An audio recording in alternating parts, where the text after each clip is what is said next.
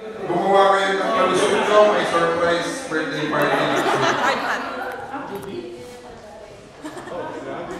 Safe na safe yung cake.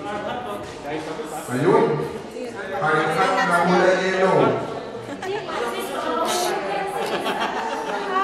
Hindi, okay lang na mahulog yan, matibay yan, sis. Hard-hat. Ayun.